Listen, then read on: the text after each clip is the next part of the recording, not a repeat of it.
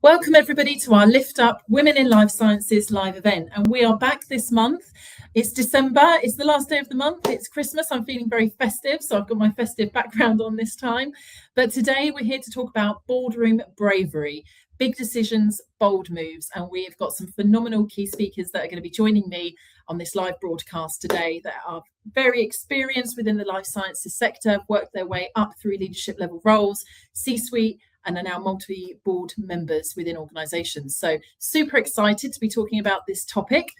And for those of you that have maybe never joined a Lift Up Live before, I want to say welcome. Lift Up has been established now for nearly 3.5 years.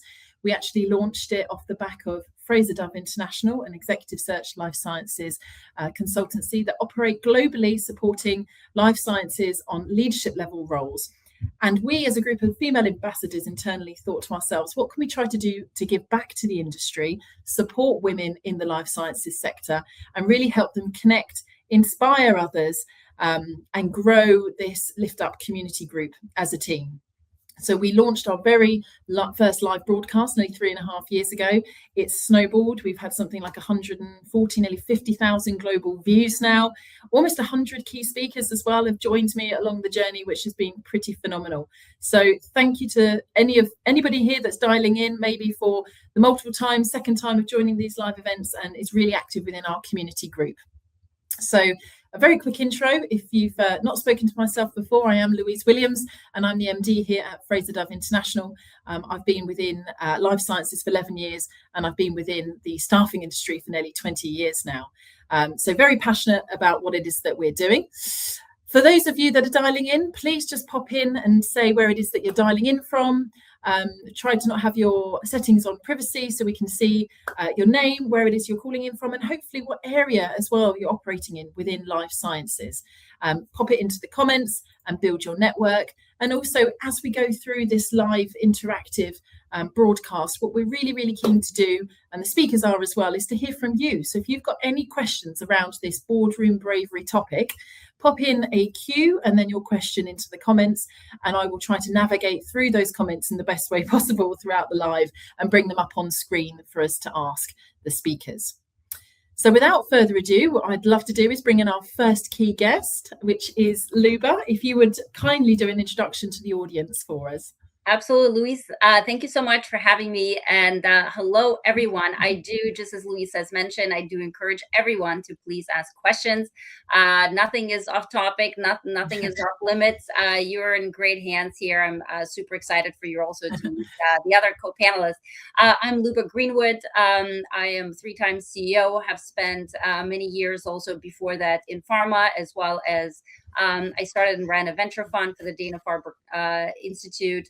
And I have been on boards for many years. My first for-profit board was a public board about 17 years ago now. So super thrilled to be here and engage in this conversation. So thank you for having me. Excellent. Thank you, Luba, and thank you for the introduction. Lovely to have you. And Michaela, if you could do the same, please, and do an intro to the audience for us. Sure. Hi, I'm Michaela Griggs, and like Luba, I'm really excited to be here and share some of my experience and what insights I might or might not be able to give. I've 30 years experience in big pharma and healthcare proper, as some people call it. I've led prescription brands, biological brands, OTC, so quite a plethora of different things. Earlier this year, I decided to retire from full-time executive roles. I'd had multiple ones to focus on boards. So this is a perfect platform for me to learn as well.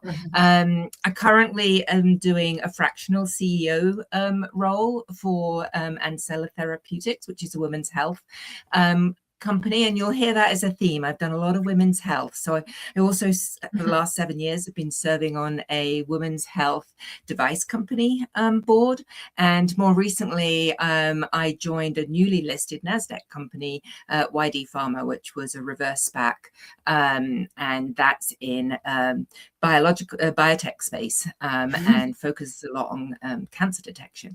So really excited to be here and share my journey. Like Luba, you might hear a theme here. I also started board work by doing for profit, non-for-profit, sorry. Not for profit.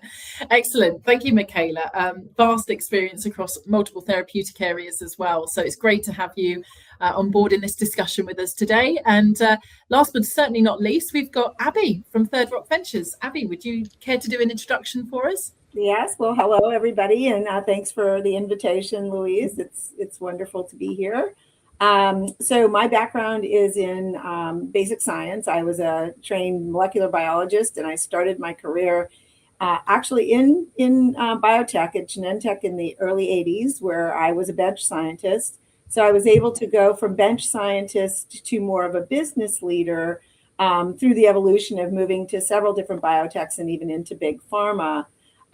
Sort of graduated from big pharma and decided I wanted to be a little bit more involved with small biotech. So I was the CEO of a couple different biotech companies before I joined Third Rock and had my first foray into venture, and have been here for about 9 years as a partner at Third Rock Ventures. So really happy to talk about boards. My first board experience was after I was a CEO. So it was a very interesting opportunity to sort of learn real time, but do understand how important it is to have a wonderfully diverse group of people on any board to bring a diverse group of opinions as well as experiences. So hopefully we'll get into that as well.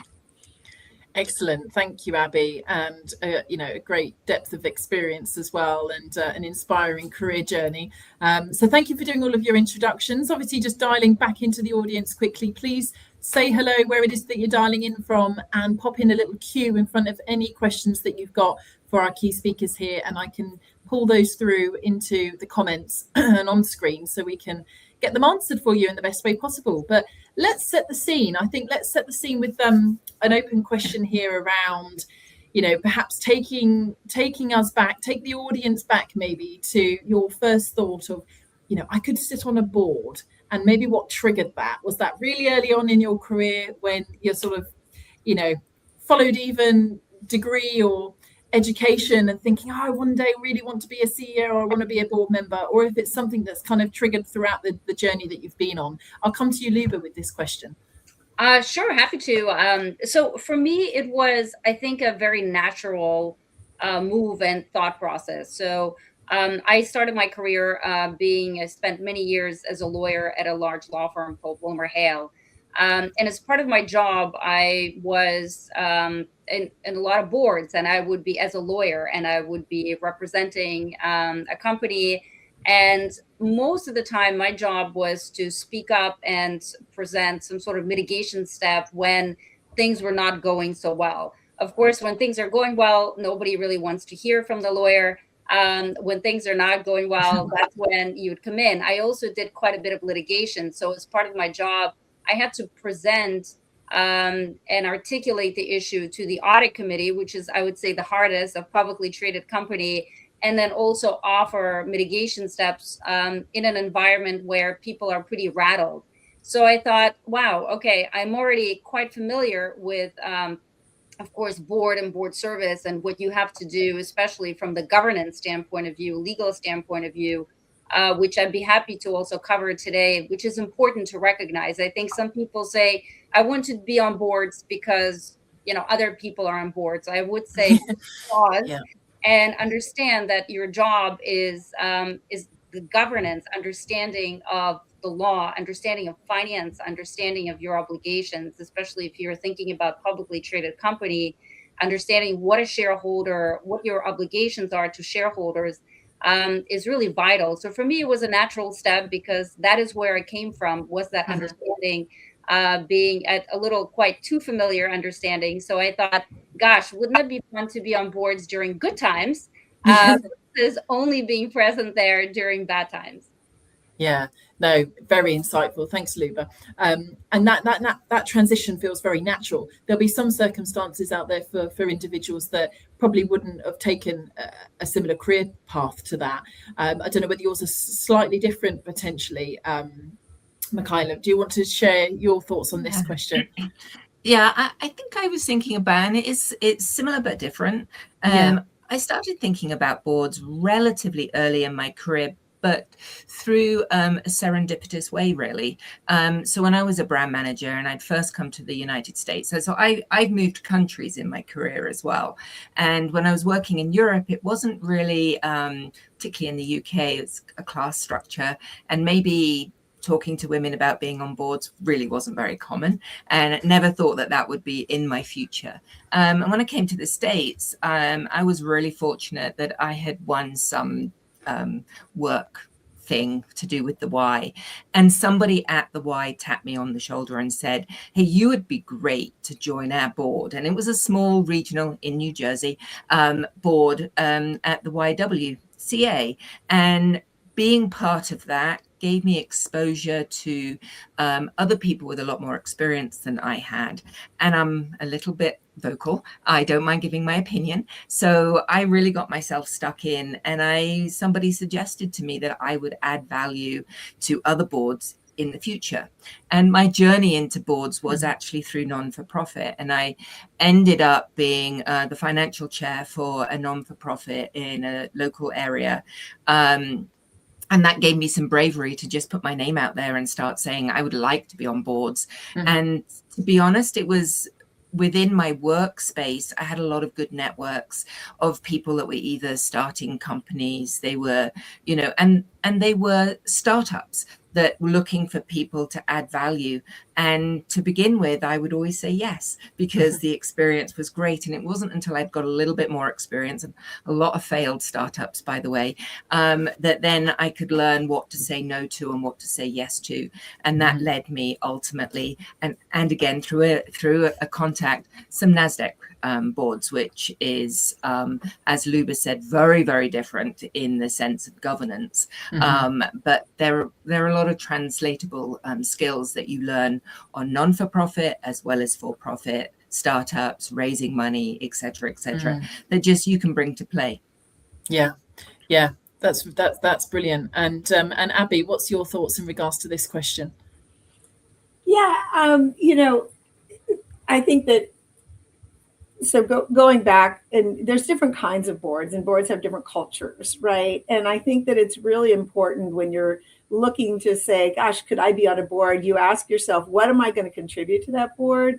And is that board going to be someplace where, I can, have the right dialogue? I'm comfortable that the people who are on that board are really going to, sort of engage in a way that is satisfactory and winds up with good decision making. So for me, the first time I was part of, I was on the Mass Bio board. So Mass Bio is the local, is Massachusetts version of bio, which is a trade basically, and it's a not-for-profit. But it's a little bit different than a traditional not-for-profit. And you sort of, you sit on this board, but tons of different people are on the board. And until you're sort of in the executive committee of the board, you don't really have the governance responsibilities that you have in a regular board. And I definitely realized when I was on that board, this was way back in the 90s, there was a very dysfunctional component to that. And you learn right out of the gates, wow, when there's a power structure that's not, appropriate, or there's lots of different ways that a board can become dysfunctional.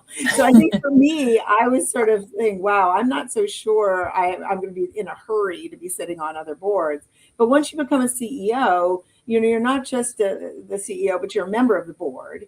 And you have to play this really interesting role where you wear both hats, where, okay, now I have to think about what the company needs. And now I have to think from the perspective of governance, what I'm thinking. And in private companies, it's mostly investors on your board. You do look for independence, and that actually creates opportunity.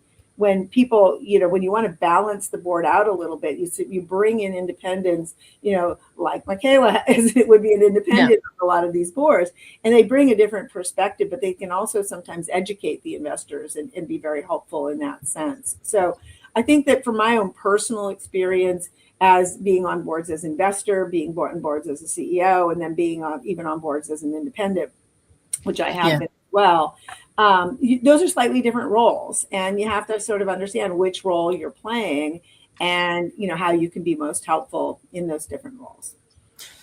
Yeah, I completely agree. And I think coming back as well to something that Michaela had mentioned around, there's been a few that have maybe failed. I think that, it's kind of like taking taking the leap, and we'll come to maybe some of these questions a little bit later, but how do you sometimes know what is a good opportunity and what's not, when to take that risk and when not to take that risk? One of the questions here that come through the community was board roles come with visibility and risk. How do you manage fear of failure, public scrutiny? Maybe your brand, your name is out in the marketplace for a long period of time. What sort of things do you have to be aware of, I guess, in regards to that? So my question's just disappeared on me now, but I will come to you, Luba, with this question first. So managing risk, I guess, is the question. Great question. So I would imagine if you are, how do you manage fear of failure? So I would think that, especially if you are in the innovation space, so be in healthcare generally, if you're in biotech, medtech, tech bio, you probably are already know how to manage risk because it's a very risky proposition. Otherwise, you would be in big companies. I would say, and this is how I think about boards, again, I do encourage people to really think about, not that I want to be on a board, and so therefore I need to figure out which one to pick and how to manage risk. I think you would do yourself a favor and the company a favor by picking a board that you're passionate about, where you absolutely love the company, you love the team, or you love the product, you love the science, you love what the company wants to do, what the company is doing, and the purpose. Because I wouldn't truthfully, I wouldn't be thinking about the risk here. I would just be thinking, hey, is this a company that you really want to be helping? And I think you have to also ask yourself, can you actually be helpful? Are you a value add to this company? Because if you're not a value add to a company, then if a risk comes up, you can't even help manage it. So if you truly believe that you love the mission, you love the company, you think that you're a value add, I think you would be in a better position to mitigate the risk. Everything we do comes with risk. You would just be better equipped at navigating the risk. Again, not just for yourself. When you're a board member, you have to be number one, thinking about the risk to the shareholders, the risk to the company. You have insurance for your own personal risk. So it has to be a little bit more beyond you yourself and what you're thinking. It has to be the mission of the company. Yeah, I love that. So it's really passion, purpose, and personal value, in terms of what you can bring to the table, which kind of mitigates the risk.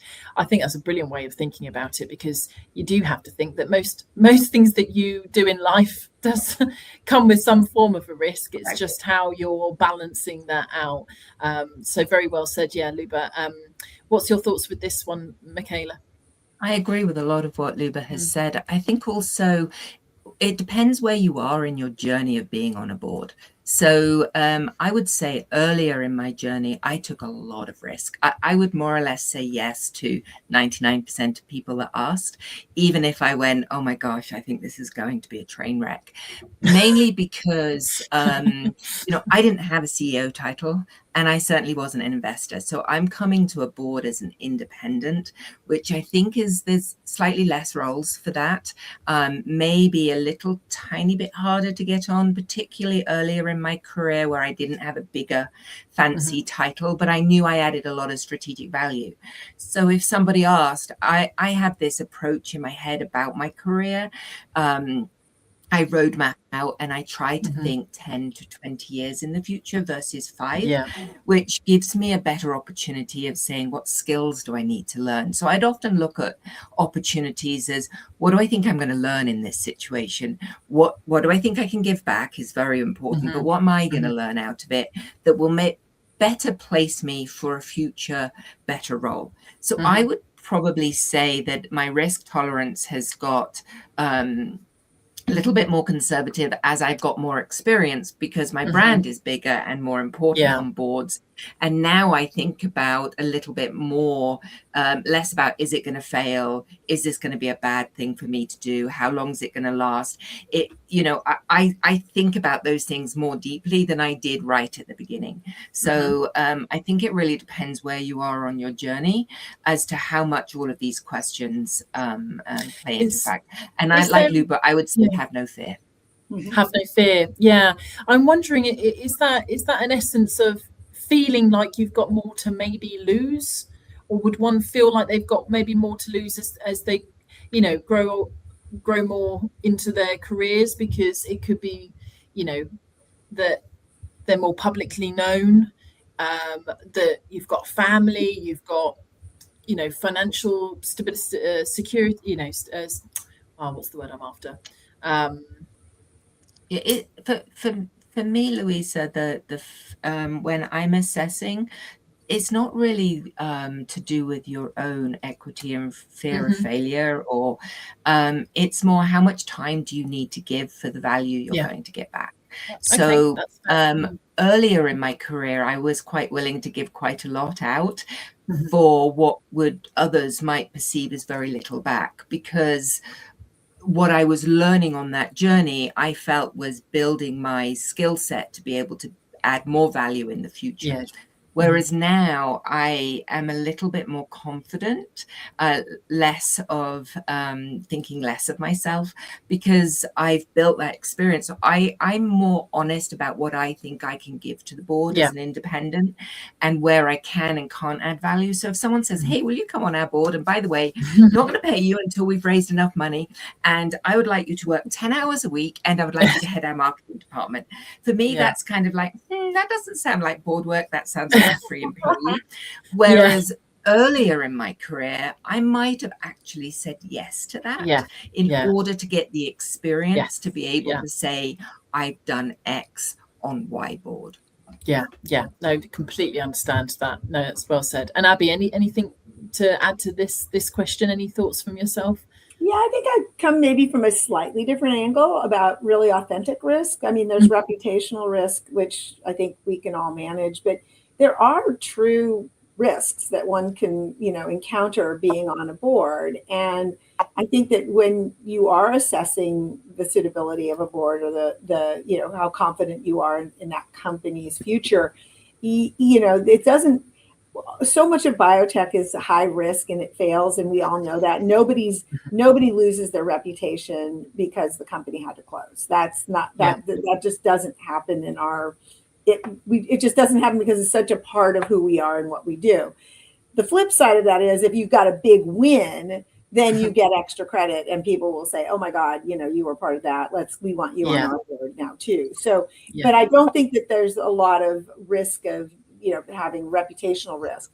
However, there are boards who are not financially sound. I mean, there's companies that are not financially sound, and those boards take a huge amount of accountability for what happens to the employees of those companies, et cetera. So wanting to understand, what are really the, sort of the financial stability of a company before you join that board, that can mitigate some risk. Companies that find themselves, with very, diverse investor backgrounds, there are certain aspects of the structure of how money has gone into a company that can be very important for people to understand when they join, because it'll help understand what liabilities certain people might hold and other people might not. Because again, when you're in the governance, there are certain things that you're responsible. They call them your fiduciary responsibilities, and it's really important. You have to make the right decisions, or you can be liable. And if the wrong decisions are made, there's sometimes, boards have to come up with cash sometimes to help out companies. Find ways. So again, I'm just trying to, I think that what Luba and Michaela said are so great about understanding your personal risk, et cetera, and how you really want to frame your experience on the board. I'm just saying flip it over a little bit and do your diligence also. Yes. That's a very good point. And it covers the question very well. Just dialing back to the audience, just to say hello. So we've got Noreen dialing in from Southern California. We've got Oluhu from Austria, so in Europe. We have got a question here that's come through. What is important to know or have done to jump from non-profit to for-profit boards? Are certain executive levels typically required to be selected for a for-profit board? I'll come to you, Luba, with this question, if you don't mind. Oh, of course. So I would say, first of all, I think it's important to recognize that the skill set for a nonprofit board, depending, of course, on the nonprofit, are very different than what's required for for-profit.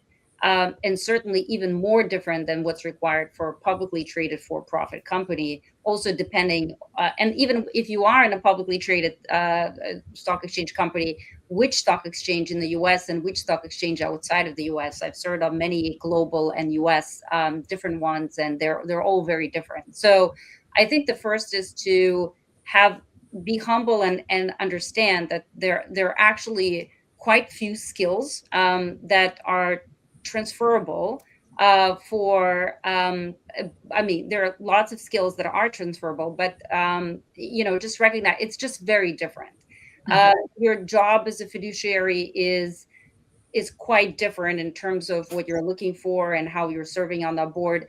Time requirements, one of the things that Michaela was saying, is so true. I mean, all the different boards have very different time requirements. Usually, again, depending on the type of nonprofit, some you're so passionate about and you're spending a lot of time on that. But many nonprofits have different time scales and different urgencies. So I think it's just something to recognize and think about. And I would probably, again, what Abbie said, which is so true, that do your diligence about the company you're going to join, and then understand what their true needs are, and then figure out, are there particular skills that can be transferable and helpful for that particular board? So I would probably just do a little more digging, a little bit of more work in order to make you a very good candidate for that for-profit one. Excellent. Thank you, Luba. I don't know if there's anything else to add, Abbie or Michaela. I feel like that was covered off pretty well. I would just add one thing, because I think that from my experience, then I agree with Luba that it is very different from a fiduciary responsibility standpoint. So one of the things that I actually did in the non-for-profits that I joined is I asked and volunteered to work on more of the financial side of it versus the fundraising. So I ended up being the financial chair of the non-for-profit.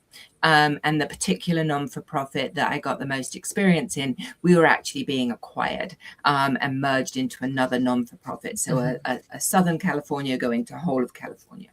And that experience I did find translatable, because having to understand the financial impact, the impact to the organization, we had to let people go, etc. And there was some fiduciary responsibility in that. And we were also getting money from the government. So some of the skills that became translatable for me in that situation is that I'm on a startup board. I've been on it for 7 years. It feels less of a startup. But we do have to work with the FDA, just like a lot of you have to, or with government bodies, either for money for grants or to get approvals. So understanding the regulatory landscape, even in a non-for-profit or the financial landscape, I felt those skills did help me translate into for-profits. And then the second half of the question, I think, around is a certain level needed, is a much more difficult, complicated one. I'd say the higher the level, the easier it is for you. But it's really what skills do you have and how can you market and position those skills to show your value. Excellent. Brilliant. Thank you very much. And completely agree. I think your advice on trying to broaden your experience into the financial aspect, because that's very translatable, whether you're going into biotechs or, various different board positions. So thank you for the question as well to the audience as to popping that in there. We've got more coming through. We've got Jorg from Switzerland. We've got Martin from Netherlands. I think we've got somebody up here as well from California, London, Berlin as well. Sam dialing in. So please keep them coming and pop in any extra questions into the comments that you'd like me to ask here to the speakers? Just a quick one here. Add one more thing, because we do have a lot of people, which is great, from globally. And, you know, we talk about the skills. I think both Michaela and Abbie also mentioned the importance of diversity of opinion on boards. And, you know, even if you don't necessarily have that particular skill, one skill that you may not realize you have, if you're a global citizen, if you're, first of all, if you're from another country, or you are like Michaela, who has worked internationally and for global companies all over the world, that's actually a very important skill. So there's some skills that you may not realize that are very important, that are inherently you have developed because first you're from another country, and if you're working with companies in other countries, it's that global perspective, global mindset that really helps on boards. Yeah, I love that, Luba. And it actually ties in quite nicely to this question that had come through around, you know, if someone is 5 to 10 years away from, you know, maybe being in a board role, what should they maybe be thinking about now to best equip themselves? And is that more global exposure? Is that building their network out? Is that if they're in a vertical area within an organization that actually they should try to add further strings to their bows, whether it's marketing, financial, business acumen? Like, is there something there? Because we tend to see over the last, you know, 5 years or so, that especially at C-suite level, almost the more breadth and depth of experience you've got as you are climbing, the more successful often you can be in those C-suite or board level roles. As to 20 years ago, it was a little bit more like a direct career ladder. You'd start off in one lane and you'd be climbing up. Now people describe it as a bit of a jungle gym, and actually the more exposure you get across different functions, the stronger and more credible you can become. So just whipping around here in regards to this question, Abbie, is there something that you would think to yourself looking back 5-10 years ago, you know, that I could be equipped myself, or maybe you did equip yourself to be in a board position now? Yeah, I think that you sort of touched on it, Louise, when you talked about the jungle gym. I mean, I do think enterprise-wide thinking is really important. Even when somebody is brought onto a board with a specific domain expertise, all of the questions that the board is confronting is, you know, about the whole company. It's about, you know, the strategic decisions that have to be made. And so I think when somebody has been part of an organization where they have seen how all the pieces click together and where things can work and where things can fail, that is very valuable brought to the board. I think that depending on where you want, what kind of board you want to be on, if you're in a biotech board, having exposure to deals is really critical, because almost every biotech board gets confronted with, should we do this deal or should we not do this deal? And it could be a tiny deal to license something in, it could be a huge deal. So I think that having transactional exposure, I'm not going to say you had to be the person doing the transactions, but having transactional exposure, I think, is really, really quite helpful. So you take that enterprise thinking, you think about transactional. I also just think that you've been in a decision-making role.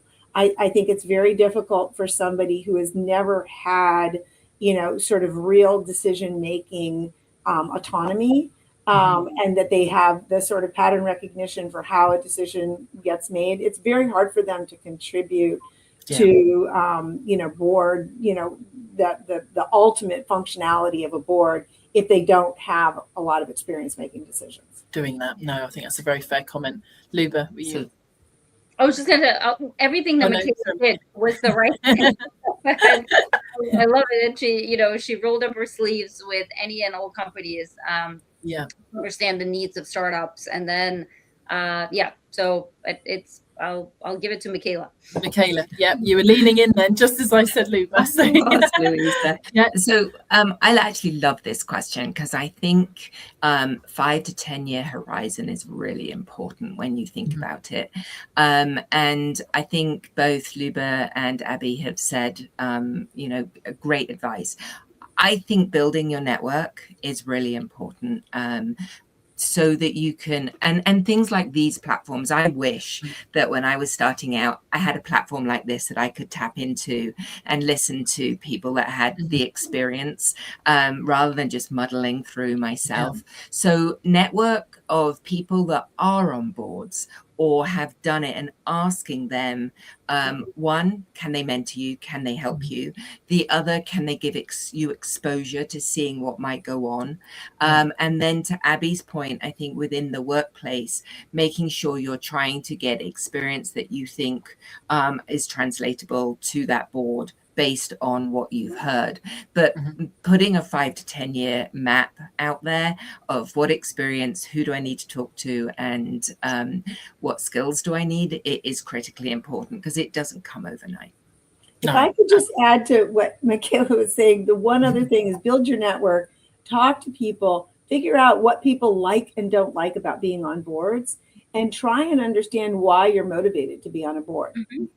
Because it is a lot of work and there is this responsibility. But a lot of people, when they come to interview for a board seat, you said, well, tell me why you want to be on this board, not just a board, but this board, and people don't have an answer. So I think that you need to have a real passion for what you do. Yeah, completely agree. And it comes back to what Luba had alluded to earlier. What was it? Purpose, passion, and kind of people value. I like almost the 3 Ps there. This question here, I think, just tying this into, women in life sciences and from a female perspective, right? Once you're in the boardroom, how do you make sure your voice is heard, especially if you're one of the few women maybe at the table? And this is going out to the audience listening, because I've run this broadcast for 3 years now, and I think Abbie and I spoke a year ago and did a podcast, something similar around the amount of investments, female investments, and females trying to launch biotechs, and there is still a very small number, probably less than 15% of female CEOs or females sitting around board tables globally. So just a question to you all, really. How do you sort of try to put your voice forward, make yourself heard? Is there a specific tactic way? Is it an authentic behavior that you've just created throughout your career journey? Luba, I'll come to you first with this question. I actually struggle with this question. And the reason for that is because I feel like if you don't know how to have your voice heard, you may not be ready for a board role. Because board, and this is why I love being a chair of the board, because unfortunately there are people on boards that don't really know how to collaborate and what their role is. It's being heard is not, I have this position and I think we should go with strategy X and everybody needs to follow. Board work is very different. It's all about you have to create almost an environment. And this is why a lot of boards have this toxic environment, is because people, I think, don't fundamentally understand what their roles are. And also they don't have very good chairs. The job is to, I wouldn't say getting yourself heard. Your job is to work with management, understand what is, for example, is the issue, or if you're pivoting, what are some of, and do the work, roll up the sleeves. I can tell you, if you actually do the work, you roll up the sleeves, you work with management, again, you're not overseeing them, you're not doing their job. You know your job as a board member, you're helping, you're a voice, you're advising, and then it is your job to figure out who on the board can help in that decision making, who on the board has the skills. For example, if it's a pivot in product, I would go with somebody like Michaela. If it is, an HR issue, I'll probably go to somebody that is an expert on that, and also on the various committees. So I find it's a little bit, if you're asking that question, that means you may not. Yeah, you're not quite ready yet. No, that's fair. Yes.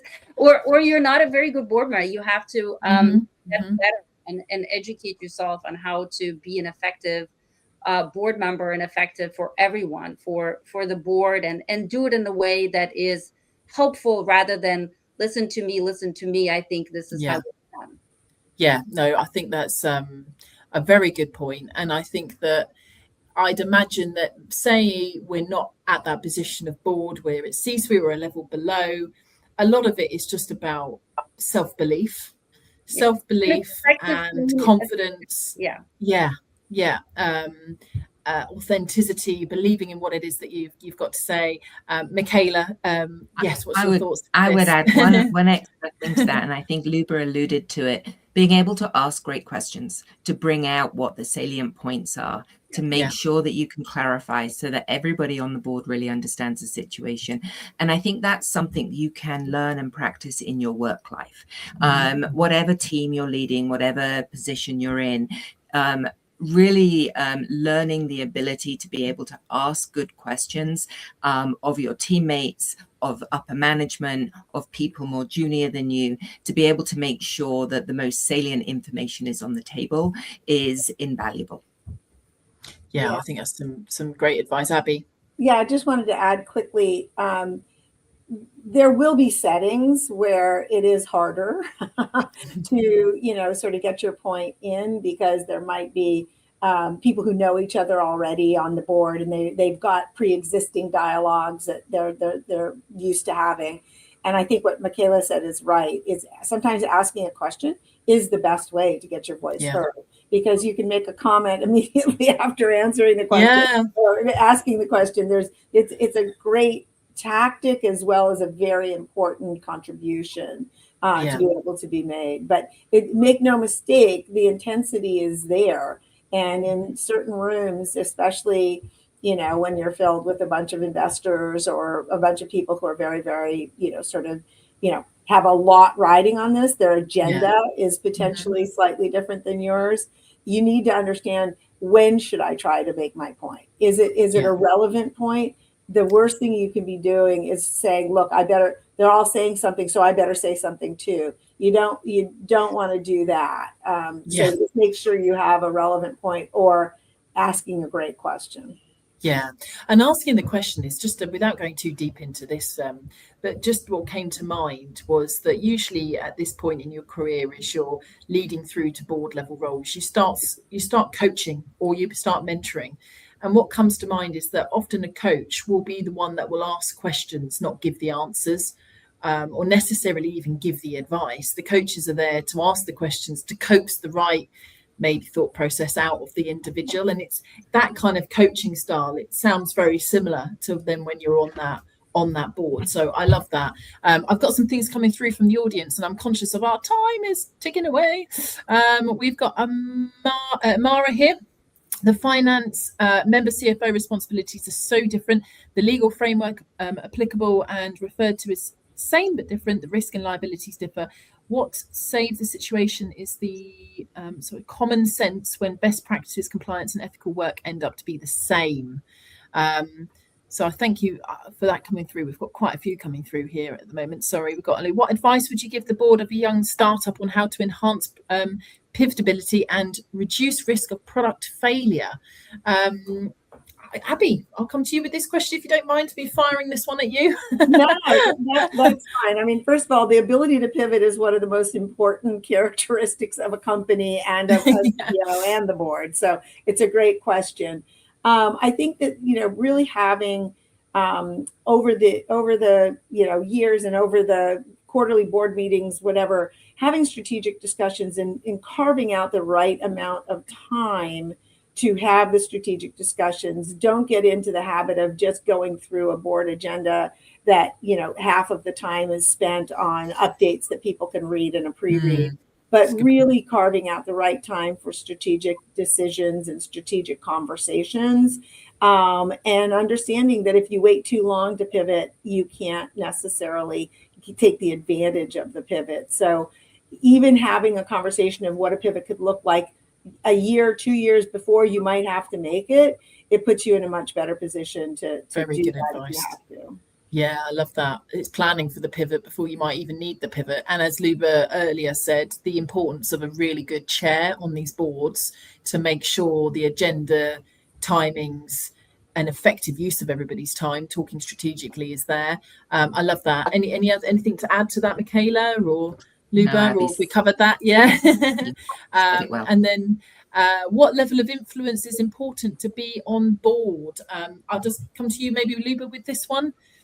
If there's anything to add here? I guess it's just a question. What does that mean? What is level of influence is important? Yeah, it's a bit of a broad one, isn't it? I don't know. I mean, I guess I can go into how I understand. I mean, again, you are truly supposed to be a partner to management, and so and you have to understand if you're going into the company. I know many. Michaela and Abbie have said it, you know, when you do your due diligence and you're stepping in, sometimes people want you because you are going to transform the company, you're going to turn it around. You have to first of all understand, is that something you even want to do? So if that's what you're in there for, then you have one type of level of influence. Otherwise, I think it's important to understand your role, and the influence is not so much, again, not day-to-day management. You're there as a sounding board and as a strategic advisor. Yeah, well said. I think that's very well said. We are running out of time, so I might need to just dive to this last question, which we've asked all of our key speakers that have been along the journey. But what one piece of advice would you give your younger self, do you think, if you wound back the time? Is there anything you would do differently, or is there a word that comes to mind when you think of this? Abbie, I'll come to you first. I think that probably I would have told myself to, this concept of imposter syndrome, how could you basically tell yourself, no, look around the room. They have the same background you do. They have the same, so, very early in your career, if you can get rid of that concern that you don't have the goods and really understand that you do, because everybody brings something different to these opportunities. So self-belief. So proactively dealing with your imposter syndrome. Yeah, love that. I agree. I'd say be brave, go for it, start small and build. Courage, love it, build. Excellent. Luba? I would say keep on being positive. Don't let anything get you down. Yeah, that's really important, because in life, and especially in life sciences, with approvals or things not always going your way, it can get tough, right? So a lot of it is mental agility, isn't it? Really, just being very positively strong. I love that. Well, thank you so much for joining. All of the key speakers for joining us today, and all of those that have dialed in as well. We're actually 46 minutes in, so it's gone extremely fast. Anybody that's not connected into our Lift Up community group, you can do so by clicking through to this Lift Up link. We're back as well in January in the new year. And to be honest, we're a week away, I think, till Christmas. So on behalf of everyone here at Fraser Dove, Lift Up community, our Lift Up ambassadors, we obviously wish everybody a very wonderful Christmas, a rested break, and a very happy and healthy new year. So thank you for everybody joining us today. Take care. Happy and all holidays. Thanks so much.